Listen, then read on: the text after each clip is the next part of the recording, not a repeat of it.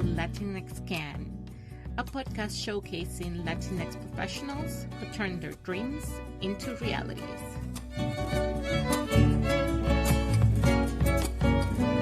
I'm your host, La Doctora Jenire Flores Delgado, and today I'm here with Dr. Stephanie Florez-Pollack, a physician en route to become a dermatologist who immigrated to the United States at the age of 15, and after becoming a doctor herself, she is here to tell you, si se puede, my friends, si se puede.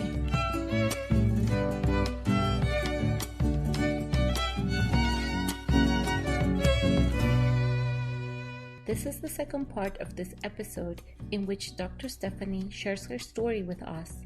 If you have not listened to the first one yet, stop and listen to part 1 first. In there, Dr. Stephanie encourages you to fight hard for your dreams, gives you advice on how to ask for help, and highlights the importance of mental health to be successful. In this second part, we learn about the tools that helped her become a successful medical student, including the tips and tricks she found helpful when trying to finance her medical education.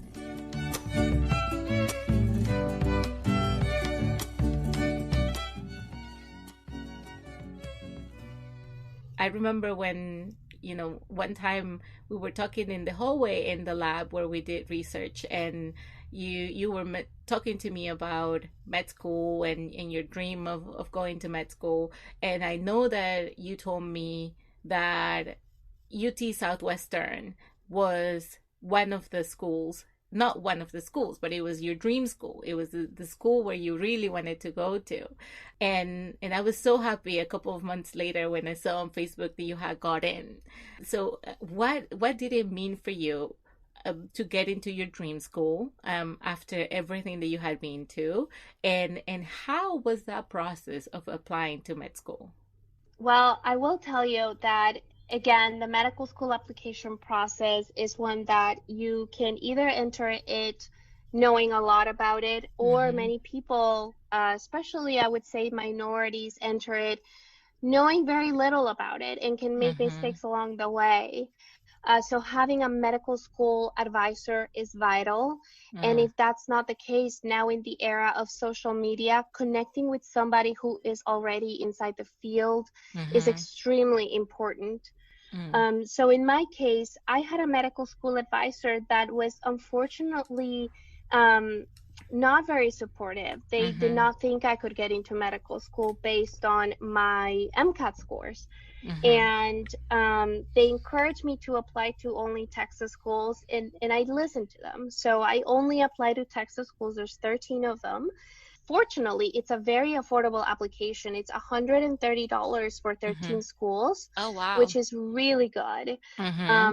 Normally for out of Texas, or if you want to apply to national schools, it's about $50 per application, which can become very expensive. Wow, yeah.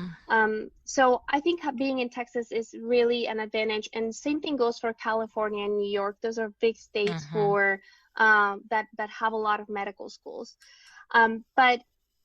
So I actually ended up only getting 5 interviews, and that, I'm not entirely sure how that plays out in terms of the probabilities of getting into medical school, but I interviewed at 5 schools, all in Texas, and like you said, UT Southwestern was my dream school because they offered a lot of research opportunities, which, like I've said before, kind of science being a little bit of a haven for me. But the reality was that I wasn't expecting it. And when I found out, it was an email notification at midnight. And I actually had gone up to the bathroom and I opened my cell phone and I saw the letter, which was, it was just a blessing. I think that it's something that I can tell you I was not expecting. I would have been happy going to any medical school. And I think that especially when it comes to medicine, the medical school that you end up going to doesn't really define your success in any shape or form. Really, it's what you do in medical school that will make you a good candidate for a good residency. You mentioned that the way that you applied to med school was perhaps not the typical way to do it. What is like a typical process to apply for med school? Yeah, so there is a national application that most of the medical schools participate in. Mm-hmm. And the nice thing about this application is that you fill it out once and then you just pay for the individual schools that you want to apply to. Mm, I think overall, as I mentioned, California and Texas are a little bit different because their medical schools are funded by the state, and a mm-hmm. lot of them have preference for residents of that individual state. However, most of the medical schools in the rest of the US are accepting of really anybody. It is a very tough process, Mm-hmm. and what medical school admissions counselors or admissions boards are looking for are people who have demonstrated grit during their college education, Mm-hmm. and people that have experienced a growth phase and a matured opinion of what being in medicine is like. Of course, that is all founded on the that you have done well, you have performed Mm-hmm. academically well. Mm-hmm. Um, it doesn't have to be perfect again, but having a good GPA is important, and having a history of, like we talked about, nurturing those interests that make you you and make you Mm-hmm. unique is very important. Normally, medical school classes are very small. An average medical school class is about 50 to 100 students. So admissions boards are looking to diversify the interests of the medical students accepted into an individual class. So if there's something that you can bring to the table, that is the what you have to lead with in your personal statements, in your applications, Mm. because that is what's going to set you apart from others. That's where your story becomes important again, right? Being I'm trying to find the word in English. Being proud of your story and secure in yourself in sharing it. That makes a huge difference. So you apply to med school, right? You mentioned there are interviews. How are those interviews? What happens? So interviews happen, well, I was going to say at the medical school, but now in the era of COVID, I Mm. actually think that they're all moving into a virtual platform. Mm-hmm. But when I was applying, you would either drive or fly to the medical school. And it's a day-long process where you meet with about 4 to 6 interviewers. Mm-hmm. Sometimes it's less, it can be 2 interviewers. And in these interviews, really what they're trying to do is to get to know you. So the questions Mm. tend more to be about Mm-hmm. your story, as we were talking about. Mm-hmm. And I think that really the interview is just try to pick up on how genuine you are about your interest in medicine and how informed is your choice. So they may ask questions as to, what is your experience in terms of a career in medicine? Like, how did you become informed of this, whether it was Mm-hmm. shadowing or research? Mm. And they may ask you to expand upon those things because they're trying to figure out if you will be able to be happy as a doctor. The other thing that interviewers may take some time to delve on are weaknesses in your application. And I Mm-hmm. think that the purpose is twofold. The first one is to see how applicants can respond in the face of a little bit of an uncomfortable question. Mm-hmm. And the second one is to allow applicants to bring up things that they may be either embarrassed or they did not want to put in the application, but that are more personal to them. So to give you an example of that, one of the questions in the application asks you if you are a disadvantaged student, and I checked yes. Mm-hmm. And my interviewers did ask me multiple times, why was that the case? And that's when I really got to delve into the all the backstory that I wasn't Mm-hmm. able to put in my personal statement Mm-hmm. regarding my struggles in college, the Mm-hmm. depression, the financial issues, the lack of people in my family who knew how to apply to medical school or even be in college. And so that provided a safe space for me to share with somebody the kind of the barriers that I was breaking. And you mentioned, this the purpose of that question might be to test you a little bit on how you react to an uncomfortable question. Is there anything that you recommend in answering those types of questions? So one, this is the my question is two part. I guess the first one is there a way that you should be answering these questions? I know for applying to a job, there's always the STAR method that they would expect you to know how to use.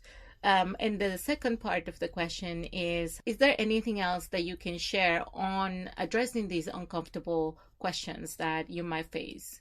Yes. So one of the things I recommend is prior to any interview, whether it's for medical school, residency, or even a job, is to look up common interview questions and answer them ahead of time. Mm-hmm. That will just kind of set your mind, give a little bit of an outline of what you're going to say.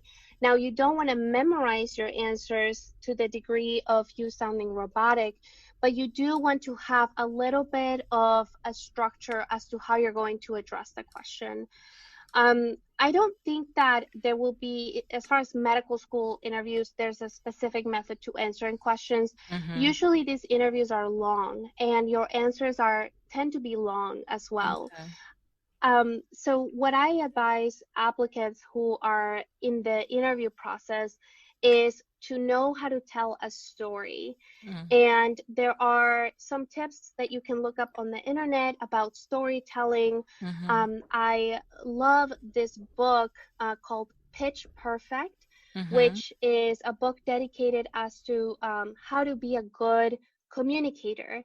And a few principles that book teaches is to lead with the main idea, to keep it short, Mm-hmm. and to always use a hook, meaning that you want to grasp the attention of the interviewer early on. Mm-hmm. And you don't want to wait too much so you keep them engaged.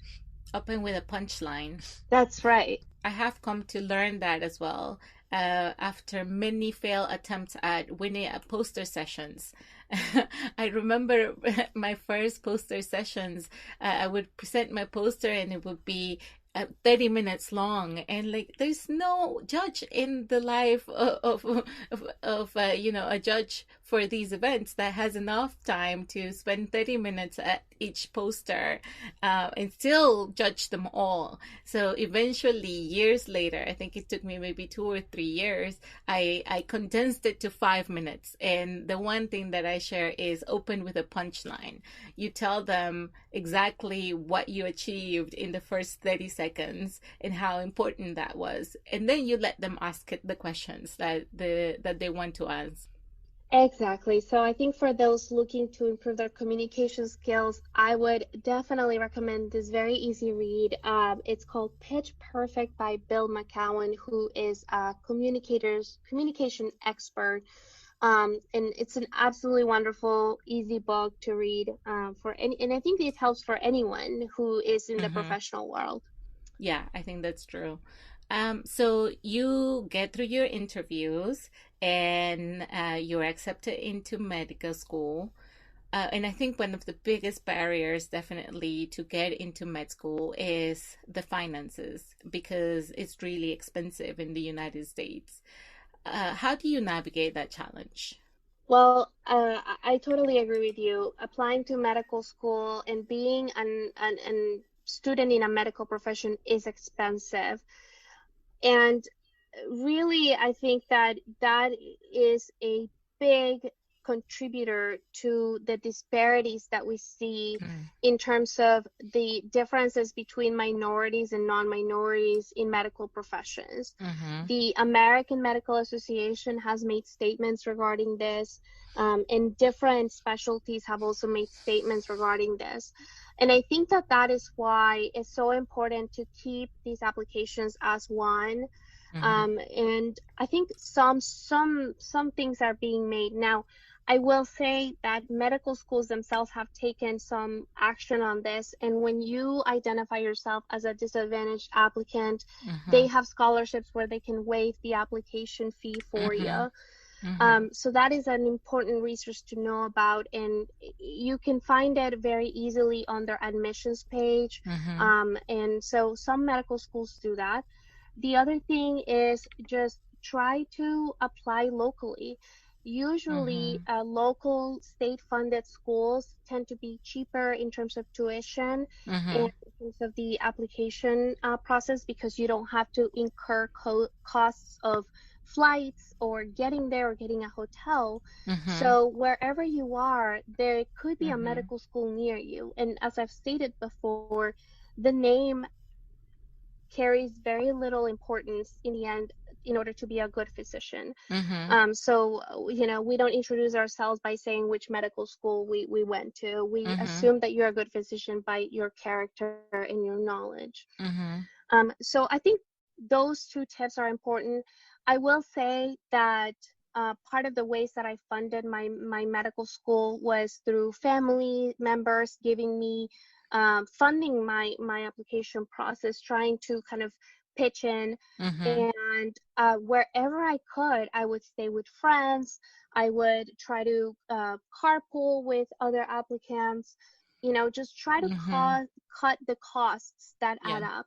That's very important, trying to rely on your support network. I think you said something really interesting, which is finding or clicking the box on if you have challenges, if you are disadvantaged in a way, clicking the box. I think there might be a prejudice for people to say, oh, I'm not going to click on this box because people might think that whatever, but in this case, it can help you. Absolutely. I think that is so important to identify yourself as disadvantaged if you have faced an important barrier, a major barrier in your education, because that allows people on the other side to offer help that they would otherwise not help you. So I could not stress it enough that if you are somebody who belongs to a minority, you are Mm-hmm. socially or economically disadvantaged, that you identify yourself as disadvantaged. Um, and, even if you don't feel disadvantaged because you have Mm-hmm. built the strength and the grit to be a functional and successful being despite all of your challenges, it's important for them, in order to really kind of support you throughout your entire education. So, in the Latinx community, a lot of us are immigrants and haven't really built the generational wealth that might take to actually fund your medical career.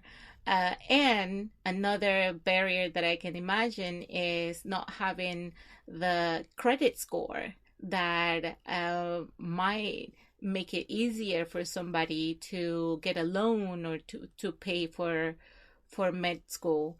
Do you have any tips as to how to address that challenge?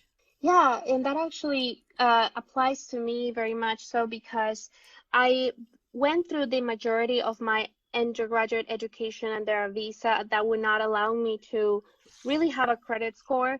So I Mm-hmm. relied mainly on grants, and grants are free money that either the state or individual institutions can give you. Mm-hmm. Grants are different from loans, and from loans in the fact that grants, just like scholarships, may be more merit based, but also Mm-hmm. need based. So this Mm-hmm. also is important to emphasize that whenever you can share that you have a need, it is Mm-hmm. important to do so, because that's how you get grants. So, it can be done. Definitely being able to access federal loans as well as private loans is an advantage. Mm-hmm. But for those of you listeners who are DACA recipients, or who are undocumented or are bearers of a visa that doesn't allow them to start building a credit score, Mm-hmm. the best bet would be to have grants and scholarships. And so that means you have to study very hard Mm-hmm. and make sure that in those, you fill out income taxes where you show that you are Mm. not generating the income Mm-hmm. um, that you would otherwise need to afford this. And where will you go to look for those grants? Now, Texas has its own kind of institution for grants, so that's where I got the majority of my financial aid. Texas A&M, so your own institution has grants and scholarships. Mm-hmm. And I will tell you that even after I had applied through all the grants and I was still lacking money, Mm-hmm. the one tool that helped me was actually walking personally to the financial aid office, Mm. setting up appointments, and telling them my needs and telling Yeah. them, I'm about to start applying to medical school and I need this much money. How can I Mm-hmm. get help? Mm-hmm. And what I realized is that when you ask for help, you get help. Yeah. Um, One example I give you is one time I told them, went to the office and I told them about my need to afford things. And I got a phone call from a private donor, somebody who donates to the university, Wow. but had heard my story and they just, sent me a check. So these are the things that it's important to know that there are people out there who are willing to help you, and it may not be the most traditional way of getting financial aid, but I think in this day and age, if there's something that we have realized is that being creative is really the way Yes. to go. I love that. And I think I can, see myself reflected, not from my point of view, because I was incredibly, incredibly lucky to have my education fully funded in my undergrad. And then when I went to grad school, I got paid to go to grad school, not, I didn't have to pay to go to grad school. But my brother had a similar story as yours, where he came over to the US to live with me when he was 17, I think, after high school. And we had some money saved to pay for his education, but the one thing I told him, and I think I learned it from another international student at A&M, was just to apply for any scholarship. It didn't matter if you were qualified or not. All you lose is the time that you put into applying for the scholarship, but you might get a lot in return. And I know my brother would be like, "Oh yeah, but I don't qualify for that scholarship." And I would tell him, "Just apply. It doesn't matter." Because where I learned from Xander, he was my mentor actually, is that there are many scholarships out there that nobody applies for. And if you get an application in, even if you're not qualified, they'll give it to you because nobody else is asking for that money.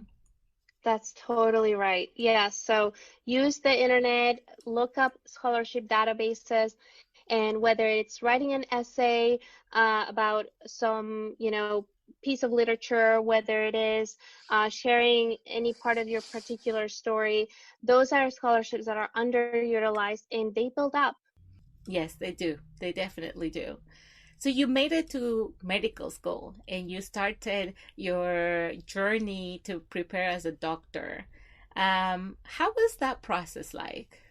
Well, medical school was definitely a little bit of a shock because I had built a potential in undergrad and I got to a point where I was very comfortable with the workload that I was having and I felt prepared to go to medical school.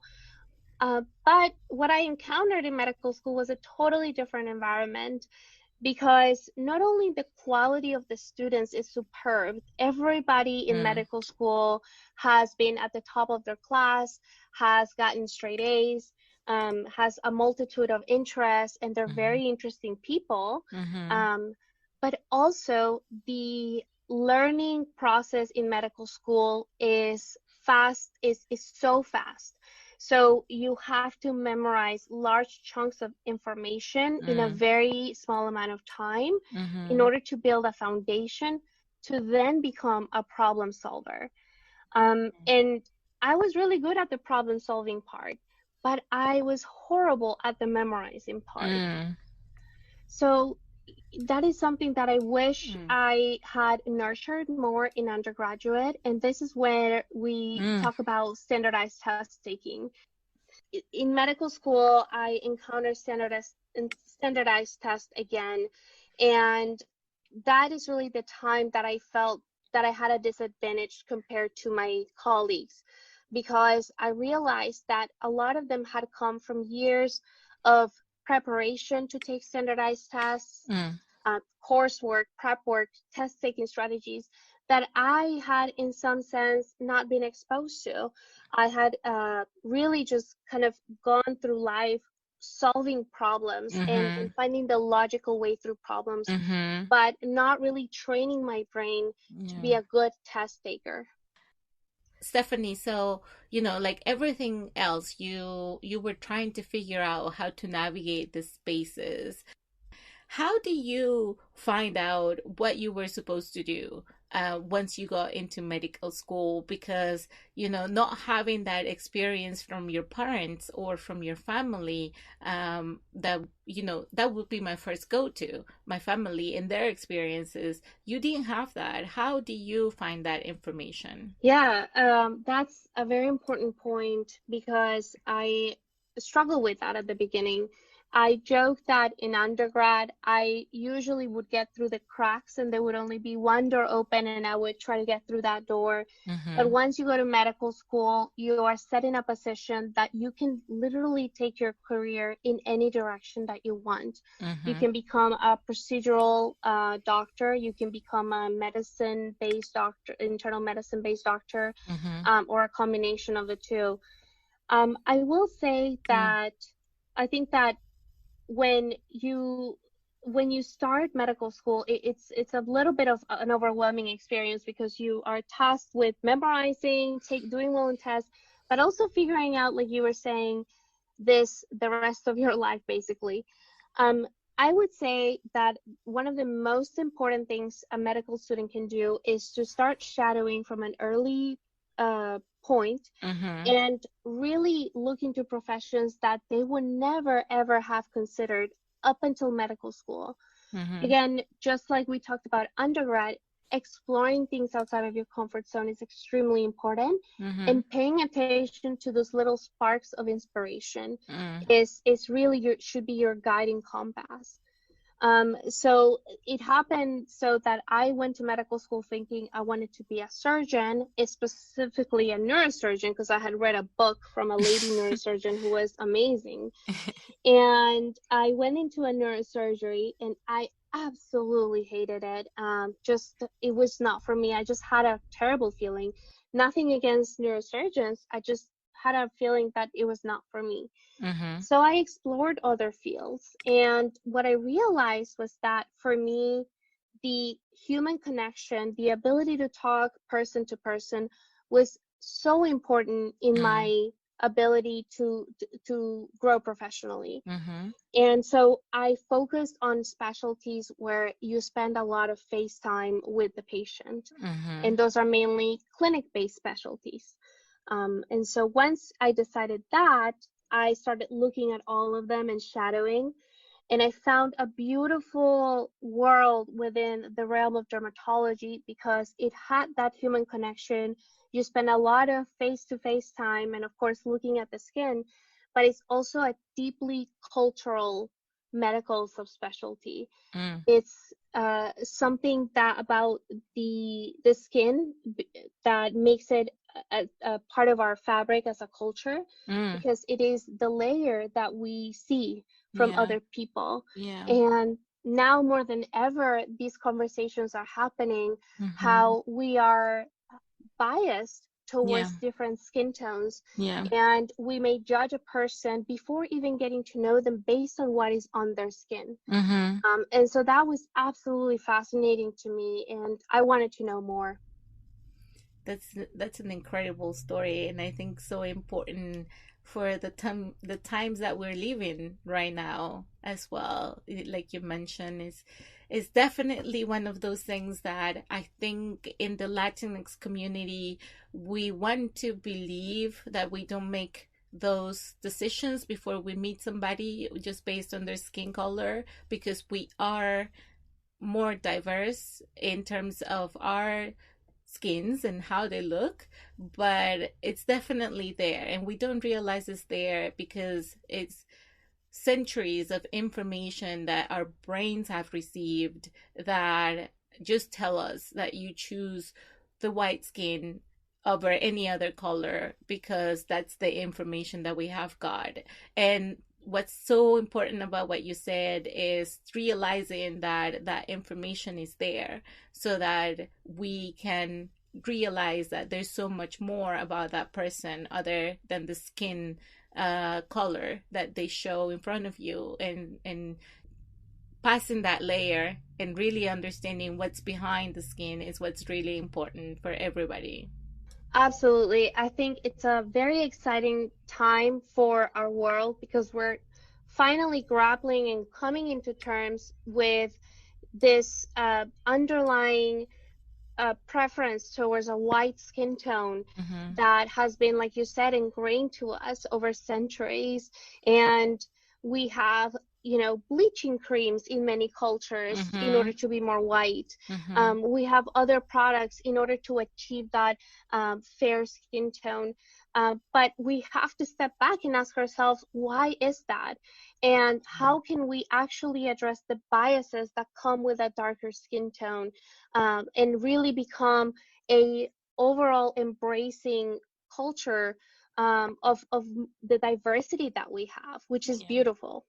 And it's what makes us stronger and a better society, really understanding that diversity and celebrating it. So throughout your career, I think, Stephanie, you have been a strong advocate for the Latinx community. I actually found a quote from an event that you did celebrating the Hispanic Heritage Month at UT Southwestern. And I'm going to read the quote. It says, after college, I realized that as an educated Latina woman in the United States, I have a special privilege to represent the Latino community and create change in our society. What type of change do you want to see in our society, Stephanie? Well, I think that we have touched a little bit on this, and one of the first things that I want to address as a Latino woman that has the platform that I have achieved is to be more inclusive of different cultures, of different interests, and to really open the space for voices that are usually not heard to be heard. Mm-hmm. And that includes not only disadvantaged communities and people that have been historically oppressed in the US, but also people who have come from other walks of life and Mm-hmm. that have taken a different approach to life, that is kind of the norm. As we talked about, even just with my story, I think that coming to the point that I have come has not been a straight line, and it's so important to highlight the the journey that we all individually take is never a straight line, and it's Mm-hmm. full of valleys and peaks. And celebrating those valleys and peaks, I think, is what really makes us a human race, is the fact Mm-hmm. that we go through this life to go through all of these experiences. That's very beautiful, and I hope that people take your message to heart and apply it, because definitely it's one of those things where we will be better uh, if we apply that advice. Stephanie, thank you so much. Thank you so much again for having me. This has been an amazing conversation, and I hope that this has been helpful for the listeners. Thank you for listening to this podcast. And if you want to put a face to the voices you just heard, you can follow us on Instagram at LatinxCan. If you have questions or feedback for us, you can email us at latinxcan@gmail.com. And if you like this episode, please leave a review. It is the quickest way to grow as a community. Once again, thank you for listening, and remember, Unidos somos más.